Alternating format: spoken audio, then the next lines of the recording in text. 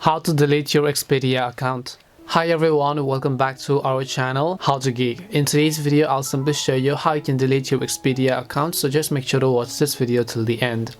In order to delete our Expedia account, what you have to do is first of all just go to expedia.com, and then you want to make sure to simply sign into your Expedia account.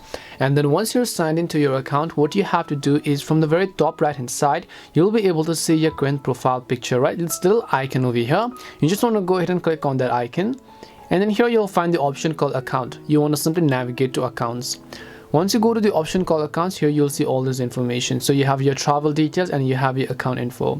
Now under account info, you just have to look for the option called email and password at the very top. As you can see, just click on that option.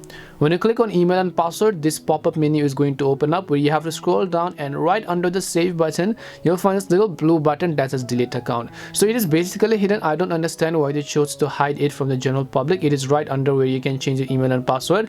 You'll find the option called delete account. So you just want to make sure to click on the delete account button. Once you do that, tell us why you're leaving. So you can just go ahead and select any of the reasons and then just click on the submit button. After you do that, it'll ask you for a confirmation. Do you really want to delete your account? So just tap on the option called permanently delete account, and then your Expedia account will be successfully deleted. And that's all it takes to delete your Expedia account. We hope the video was really helpful, and if it did help you, then make sure to leave a like and subscribe to our channel. If you have any more questions, feel free to leave them down. Thank you very much for watching, and see you in the next video.